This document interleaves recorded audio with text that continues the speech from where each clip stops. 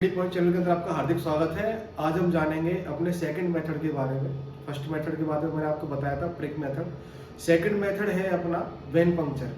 ये एक ऐसा मेथड है प्रिक मेथड में, और इसमें इतना अंतर होता है कि जैसे कि पिछली वीडियो में मैंने आपको बताया था कि प्रिक मेथड यूज किया जाता है कि हमें कम सैंपल लेना हो उस कंडीशन में।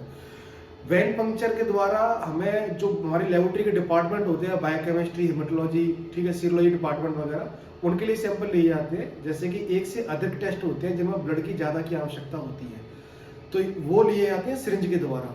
तो यही इसके नाम से प्रतिपादित होता है वेन पंक्चर। वेन पंक्चर का मतलब होता है कि हमारे जो हैंड होते हैं उसके ऊपर ये जो वेन आप देख पा रहे हैं, उस पे हमें प्रिक करना होता है सिरिंज के द्वारा। उसके बाद में हम जो सैंपल लेते हैं निडल में, वो होता है वेन पंक्चर मेथड।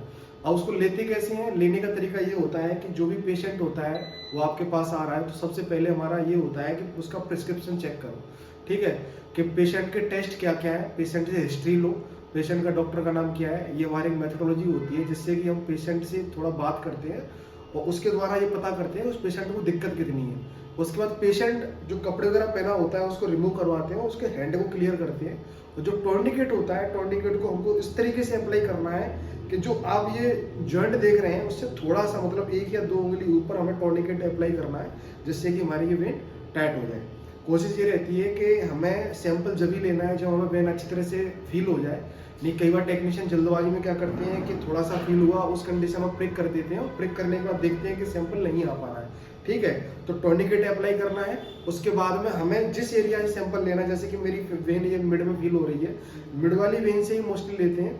तो उसमें क्या करता है, जो कॉटन होता है, जो गॉस्पेज होती है अपनी, उससे उसको क्लीन करना होता है, और क्लीन करने के बाद में डिसइंफेक्टेड करने के बाद में सैंपल हमें 30 डिग्री के हिसाब से उसको प्रिक करना होता है, और उसी हिसाब से हमें दूसरी तरफ से पिस्टल लेना होता है। आपके सेकंड हार्ट में जो कॉटन होनी चाहिए, जिससे कि कई बार क्या होता है कि पेशेंट का सैंपल ले रहे हैं, कॉटन भूल गए, ठीक है, कॉटन भी अपने पास रखें। जैसे ही सैंपल ले लिया प्रॉपर आपने, सिरिंज निकालें और साथ के साथ हमें कॉटन अप्लाई करनी है, टॉर्निकेट को खोल देना है।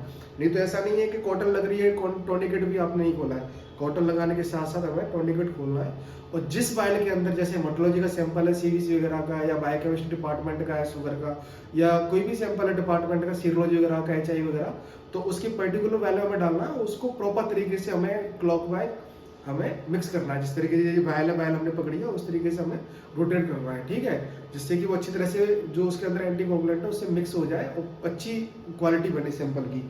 और उसके बाद में पेशेंट को ये बोलना है कि इसको कम से कम 2 मिनट तक दबा के रखें। 2 मिनट बाद हमें पेशेंट को जब जाने देना है अपने यहाँ से, जब उसको चेक कर लें कि ब्लड प्रॉपर तरीके से बंद हो गया है कि नहीं हो गया, ठीक है। और कई कंडीशन में ऐसा भी होता है कि पेशेंट की वेन अच्छी तरह से फील होती है लेकिन फिर भी सैंपल नहीं आ पाता, किसी कारणवश मैराटोमा वगैरह बन जाता है, क्लम बन जाती है। तो उस कंडीशन में जब दूसरा आप सैंपल ले रहे हैं तो ये विशेष ध्यान रखें कि पेशेंट को किसी प्रकार की दिक्कत नहीं हो, जो आप कंफर्म हो उसके बाद ही सैंपल लें, ठीक है। पेशेंट को चेक करना है, उसके बाद हमें बैंडेड अप्लाई करनी है, ठीक है, उसके बाद में ही पेशेंट को भेजना है। तो ये वेन पंक्चर का मेथड है। तीसरा जो मेथड है हमारा वैक्यूम ट्यूमर के द्वारा, वो हम बताएंगे अपनी नेक्स्ट वीडियो के अंदर। अगर आपको मेरी वीडियो अच्छी लगी तो मेरे चैनल को लाइक करें, शेयर करें, सब्सक्राइब करें। आपका दिन शुभ हो। Thank you.